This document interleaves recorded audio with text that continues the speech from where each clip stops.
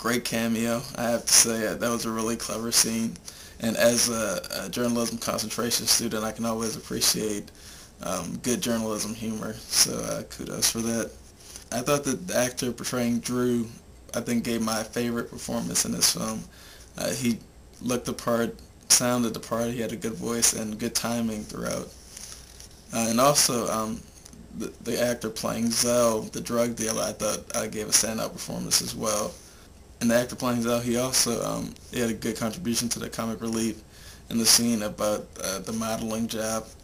I thought was really funny. And also, of course, the actor portraying Squalza makes good contributions to the comic relief as well, which adds a nice balance to the tone of the film. There were a couple of times in the film where there was kind of an audio imbalance where I couldn't fully make out the dialogue. For instance, in the scene with Zell, the drug dealer, by the shore, there were times where you could barely hear the dialogue over the sound of the tides coming in.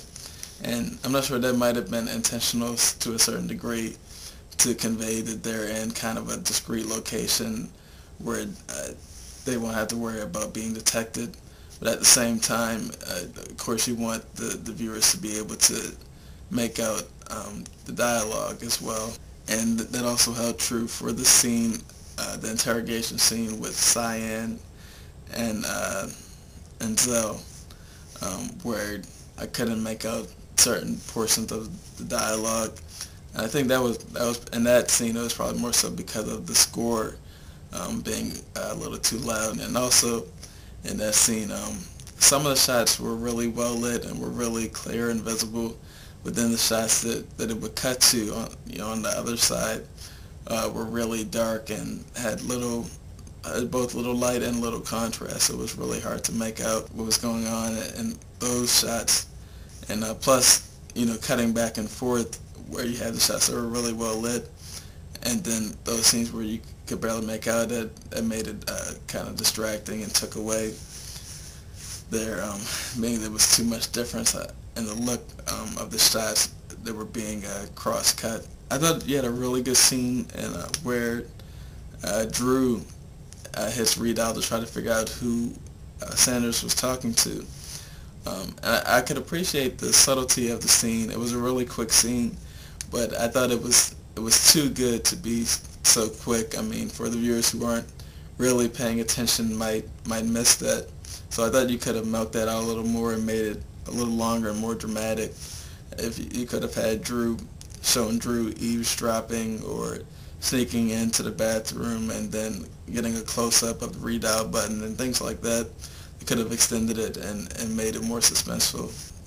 Alexander DeRosa, who's the big drug lord in the film, we don't actually get him in the scene until late in the film. So there was already a build-up there, and then in the scene where he does show up, there's even more of a dramatic build-up, but getting just partial shots of him before his face is finally revealed. And his reveal wasn't dramatic enough for the build-up. I thought whenever you have a really dramatic build-up, you want the reveal to be at least equally dramatic. Finally see his face, we just cut to a straight shot of his face. But one way to make a good dramatic reveal is to use movement in some way to reveal the character's face. For instance, one classic reveal was that of Humphrey Bogart's character in Casablanca when it starts out with a close-up shot of a drink and then his hand, and then as he brings up the drink to his mouth, the camera follows, and then so that's using camera movement to get a good reveal. But you can also get a good dramatic reveal by using the movement of the character themselves, if they're moving from the dark into the light or something like that, and that helps to make for a better reveal and to show the significance of the character. I thought you had a really cool looking shot with Greg and Drew when they're waiting around. I think the thing that made that a really good looking shot was the use of multiple light sources, and it looked like it was shot around dusk, so you had that bit of natural lighting. Then you had some center backlighting with the street light there that was in good composition between the two actors. And then You also had the lower lighting, which is the blue light from the pool. So that made for a really interesting look. And also, even when you cut away from that straight on back shot, you also the shots that were intercut on the angle, more of a close up on Drew, I thought that looked really good too. You're still picking up some of the lighting there. So those shots looked really good. But then later on in the same part of the scene, it was much darker, and once they started their scuffle, you lost most of the lighting and contrast there by that time, so it was much harder to make out the action in those scenes there. Like I said, I thought that the music was really impressive and fitting for the film throughout, but in this particular scene, I felt like it just came in a little bit too abruptly.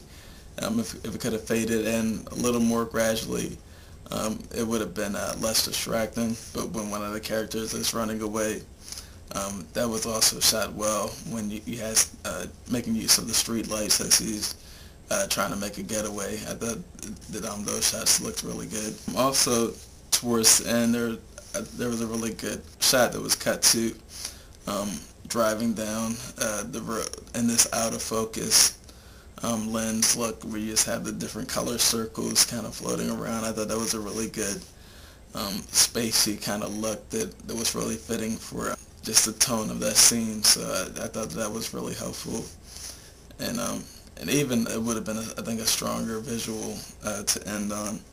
Okay, so overall I thought that this was really impressive, resourceful filmmaking. The lingo being so dead on and believable, it really helps to make it realistic and believable, as I said before.